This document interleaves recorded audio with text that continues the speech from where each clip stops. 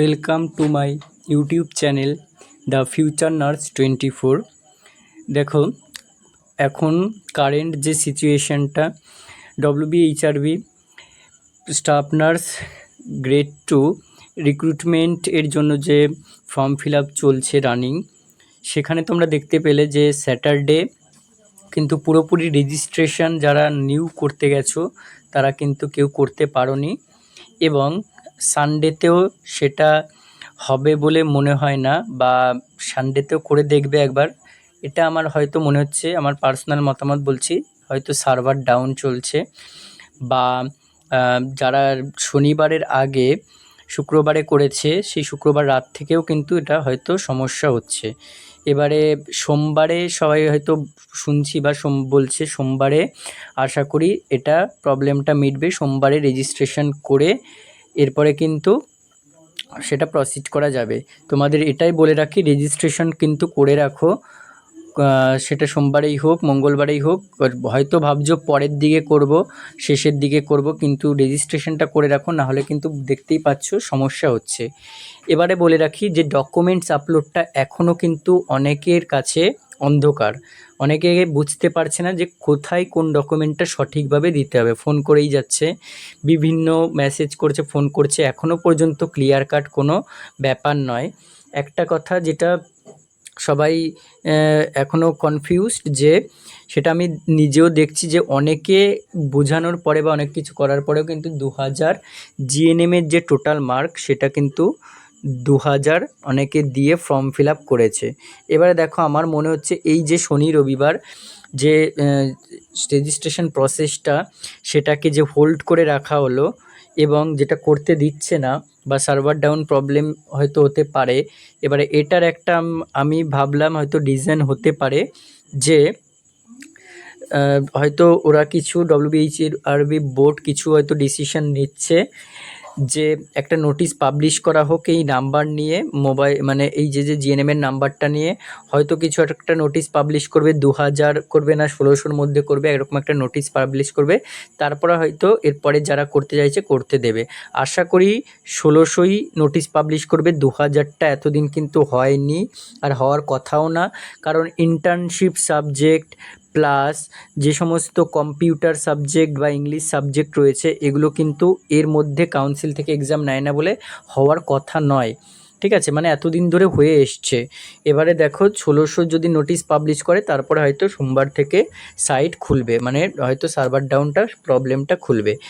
এবারে দেখো, যে এখনও ডকুমেন্টস নিয়ে আধার তোমাদের রয়েছে, এখনও বুঝতে পারছো না, সেটা নিয়ে আমি ওই জন্য বলছি যে ওভারঅল আমি একটা 2021-24 ব্যাচ এর যারা পাস আউট করেছো জিএনএম, তাদের ক্ষেত্রে আমি বলছি যে কী ডকুমেন্টস তোমরা আপলোড করবে।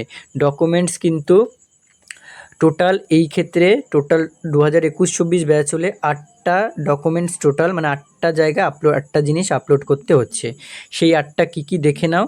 প্রথমত রয়েছে হচ্ছে ফটো তোমরা দেখবে, ফটো লেখা আছে ওখানে জেপিজি ফরম্যাটে অথবা জেপিইজি ফরম্যাটে অথবা পিএনজি ফরম্যাটে, এই 3টে ফরম্যাট রয়েছে, এবং 2 MBর মধ্যে যেন হয়, অর্থাৎ ফটো যেটা দেবে সেটা ক্লিয়ার কাট ফটো থাকবে, রিসেন্ট ফটো হবে, এবং সেটা যেন সিঙ্গেল কালারের একটা ব্যাকগ্রাউন্ড হয়, 60% ফেস কভার করে, এরকম একটা ফটো, সেটা কিন্তু পিডিএফে নয়, এই 3টে ফরম্যাটে, অর্থাৎ জেপিইজি বা পিএনজি ফরম্যাটে ফটোটা আপলোড করবে।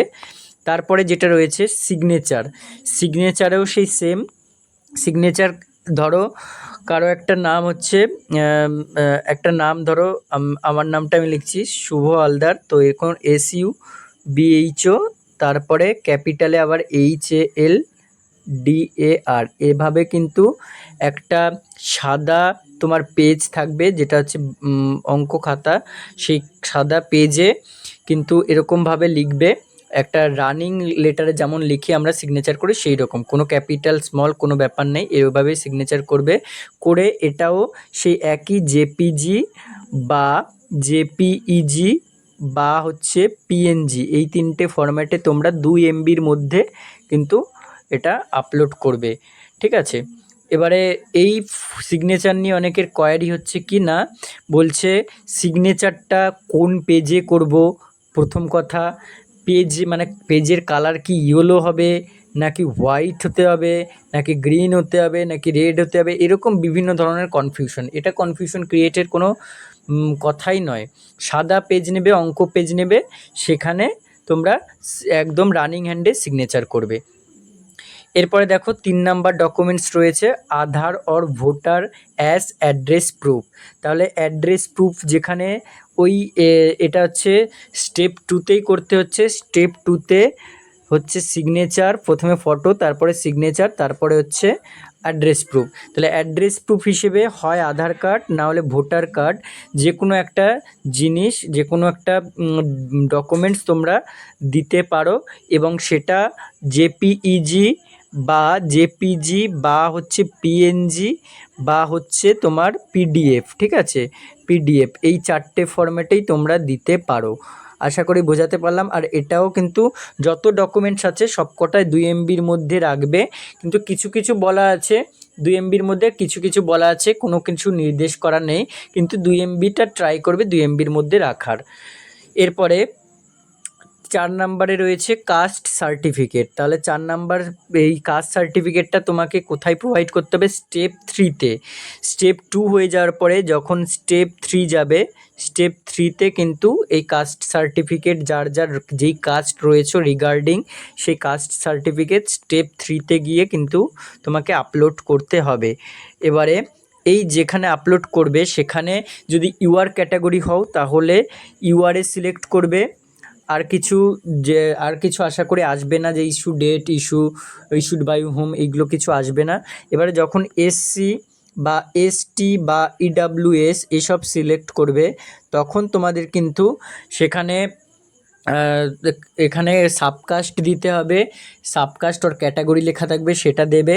ক্যাটাগরি দেওয়ার পরে তারপরে তোমার থাকবে ইস্যু ডেট। ইস্যু ডেটটা যেখানে দেখবে এখানে কাস্ট সার্টিফিকেটের ওপরে একটা ডেট আর ফটোর এখানে নিচে একটা ডেট, একই ডেট থাকবে, সেম ডেট, ওই ইস্যু ডেটটা দিয়ে দেবে। আর ইস্যুড বাই হুমে দেখবে তোমার কোন ডিস্ট্রিক্টে ইস্যুড কে করেছিলেন, এসডিও কে করেছিলেন, সেই এসডিওর নাম লিখতে হবে না, কোন এসডিওর আন্ডারে, সেটা কিন্তু ইস্যুড বাই হুম ওখানে লিখতে হবে। আর কাস্ট সার্টিফিকেট নাম্বারটা দিয়ে দেবে। কাস্ট সার্টিফিকেট নাম্বারটা ভালো করে মিলিয়ে নেবে 2-3 বার করে, আর ঠিকঠাক আপলোড হয়েছে কিনা সেটাও দেখবে। দেখার পরে এরপরে কিন্তু এসসি পিডাব্লিউডি একটা আছে এবং শুধু একটা পিডাব্লিউডি আছে, তো ওগুলো যদি কারো না থাকে নো করবে, থাকলে ইয়েস করবে। এরপরে গেল, তারপরে দেখো HS marksheet with certificate in running PDF. অর্থাৎ এই রানিং পিডিএফ কথাটা আমি এই জন্যই লিখেছি, অনেকে কিন্তু কি করছে, সাইবার ক্যাফ থেকে অনেকে আমাকে বলছে যে সাইবার ক্যাফে গেছে, সাইবার ক্যাফ থেকে কি করেছে না, সেই পিডিএফগুলোকে, মানে ধরো তোমার এই যে এইচএসের সাথে যে সার্টিফিকেটটা লাগছে, তাহলে দুটো জিনিস, তাহলে ওরা কি করছে, একটা সাদা পেজ নিচ্ছে, এ4 পেজে তোমার এখানে হয়তো এইচএস মার্কশিটটা রাখছে, এখানে তার পাশেই হচ্ছে এইচএস সার্টিফিকেটটা রাখছে, এই দুটোকে একসাথে স্ক্যান করছে বা ছবি তুলছে, ছবি তুলে তারপরে তোমার পিডিএফ আকারে বা জেপিজি আকারে বানিয়ে তারপরে আপলোড করছে। এইরকম কিন্তু আমার মনে হয় এইরকম না করার চেয়ে তোমার রানিং পিডিএফ কিন্তু এটাকে বোঝায় না। রানিং পিডিএফ বলতে তুমি প্রথমে এই যে এইচএসের মার্কশিট, তাহলে এইচএসের মার্কশিট নেবে, সেটাকে যে অ্যাপ আছে অ্যাপের মাধ্যমে ডক স্ক্যানার হোক, ক্লিয়ার স্ক্যানার হোক, ক্যাম স্ক্যানার হোক, সেটা দিয়ে পিডিএফ করলে, তারপরে আবার পরে একটা এইচএসের সার্টিফিকেটটা নিলে, দিয়ে সেটাকে পিডিএফ করে একটা টোটাল একটা রানিং পিডিএফ বানালে, এটাকে বলে running PDF. Original running PDF কিন্তু এটা।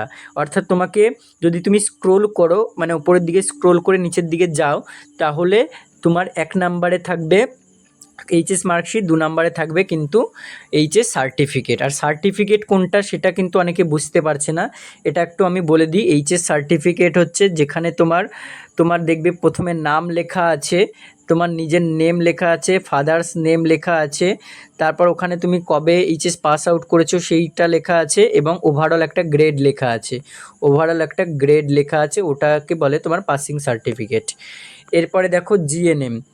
জিএনএম আর বিএসসি যেই ফিল্ড স্ট্রিম থেকেই হও না কেন, জিএনএম হলে জিএনএম, বিএসসি হলে বিএসসি, তার সাথে তার মার্কশিট আর উইথ ডিপ্লোমা, জিএনএম হলে ডিপ্লোমার সার্টিফিকেট, বিএসসি হলে ডিগ্রি সার্টিফিকেট।